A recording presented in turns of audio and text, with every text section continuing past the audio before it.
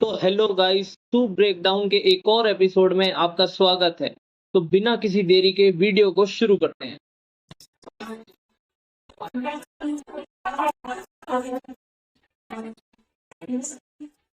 तो आज की वीडियो में हम बात करेंगे डेयरडेविल बॉर्न अगेन के सीजन 2 एपिसोड 7 के बारे में, जिसमें हमको दिखाया जाता है कि कैरन को टास्क फोर्स ने पकड़ लिया है और वो अब जेल में है। और वहां पर फिर उससे फिस्ट मिलने आता है और उसको डराने की कोशिश करता है, लेकिन अब मैट के साथ काम करके कैरन काफी फियरलेस हो चुकी है। जैसे हमको नेटफ्लिक्स की सीरीज में दिखाया जाता था पहले कि डर जाती थी छोटी छोटी चीजों पे, अब वो काफी फियरलेस हो चुकी है ये सब चीजें काफी टाइम से करते हुए।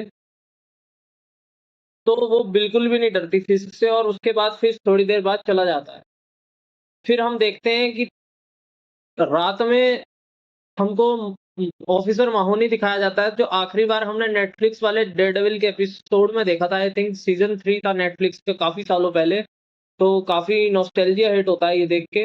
उसके बाद ऑफिसर जो माहौनी है वो कैरन को छुटवा देते हैं और मैट से कुछ डिस्कस करने के लिए। उसके बाद मैट कैरन को बताता है कि वो अब फिस्क जो है वो उसको मारना चाहता है दुनिया के सामने, उसको गलत दिखा के, जिससे वो सिटी को लूज ना करे। क्योंकि अब फिस्क के खिलाफ काफी लोग एक्चुअली आ चुके हैं। तो फिर मैट के पास और कोई ऑप्शन नहीं है अपनी सीक्रेट आइडेंटिटी रिवील करने के अलावा। तो वो वही चीज कैरन को बताता है कि अब इसके अलावा मेरे को कोई ऑप्शन नहीं दिख रहा। मैट इसमें बुलजाई की भी हेल्प मांगता है। फिर हमें हेदर और फिस्क के बीच का डिस्कशन देखने को मिलता है। वो कैरन और मैट के अगेंस्ट प्लान बनाते हैं। उसके बाद हमें बीबी और डैनियल का सीन दिखाया जाता है। यहाँ पर डैनियल बीबी को बता रहा है कि बक बीबी को मारना चाहता है, और अगर डैनियल बीबी को बक के पास लेकर नहीं जाएगा तो बक डैनियल और उसकी फैमिली को मार देगा। तो काफी टेंस सिचुएशन दिखाते हैं यहाँ पर। उसके बाद फिर डैनियल को एक आइडिया आता है कि वो बीबी को सेफ हाउस में रख दे, जब तक बक से प्रोटेक्ट करने के लिए थोड़ा टाइम मिल जाए उसको, जिसके बारे में किसी को पता ना हो।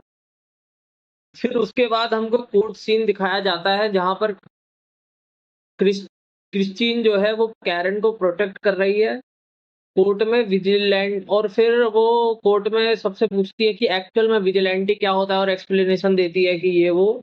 उसके बाद क्रिश्चियन कहती है जजिस से कि वो किसी को बुलाना चाहती है, और फिर एंट्री होती है हमारे मैट मर्डॉक की। पब्लिकली इतने टाइम बाद मैट मर्डॉक की एंट्री हम देखने को मिलती है हमको इन द कोर्ट। और कोर्ट में तो बहुत टाइम से उन्होंने केस नहीं लड़ा है।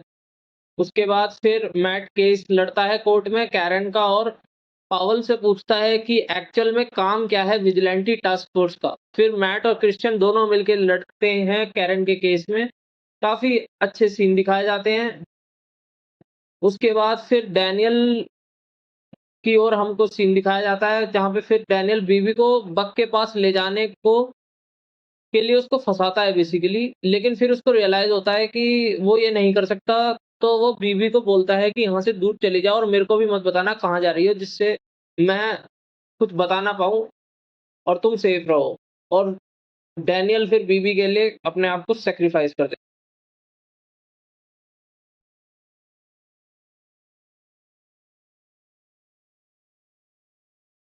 उसके बाद हमें हैदर दिखाई जाती है, जो कैरन की सेल में उसे मिलने आती है, और फिर उसे वही सवाल जवाब शुरू कर देती है, और कैरन के सामने जेम्स वेस्ली और कैरन के ब्रदर का डेथ वाली चीज बता के उसको टॉर्चर करना शुरू करती है मेंटली। फिर कैरन भी हैदर को उकसाने का ट्राई करती है, और फिर हैदर पगला जाती है और कैरन को एक चाटा मारती है और उसका गला पकड़ लेती है, जैसे म्यूज बेसिकली उसको चोक करता था उस हिसाब से।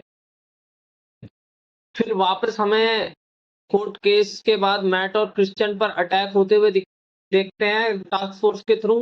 वो जैसे तैसे करके भागते हैं। फिर उसके बाद बक और डैनियल का सीन फिर से दिखाते हैं, और बक फिर बीवी के बारे में डैनियल से पूछता है, तो डैनियल बोलता है कि वो नहीं आएगी, और बहाना बनाता है कि बीवी शायद किसी बर्थडे पार्टी में होगी। फिर बक डैनियल को डराने लगता है, ब्लैकमेल करता है।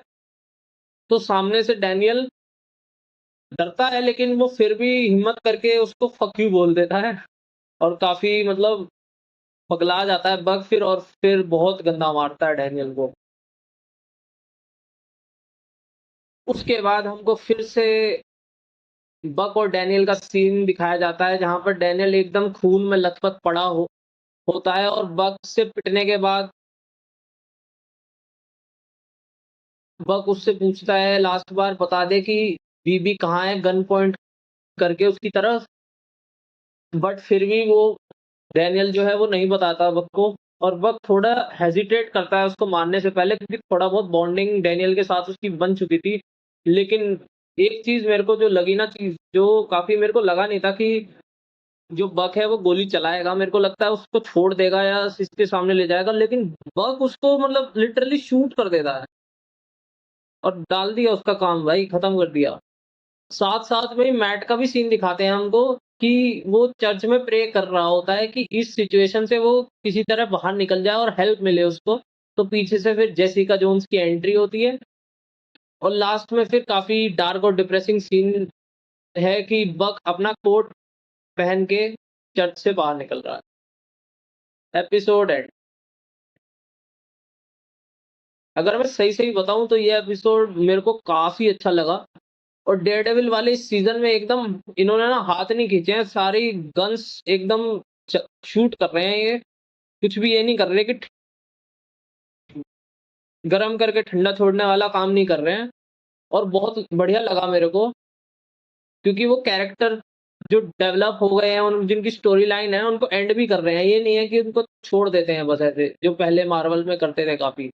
तो ये चीज़ मेरे को काफ़ी बढ़िया लगी, उनको बिल्ड करके फिर उनको, जैसे वेनेसा का था सीन, अब डेनियल की भी डेथ हो गई, ये काफ़ी मतलब हिट करती है और काफ़ी शॉकिंग लगे मेरे को ये सीन्स।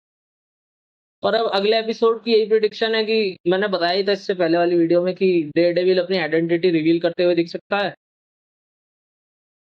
और आई थिंक एक दो और डेथ दिखा सकते हैं हमको अगले एपिसोड में।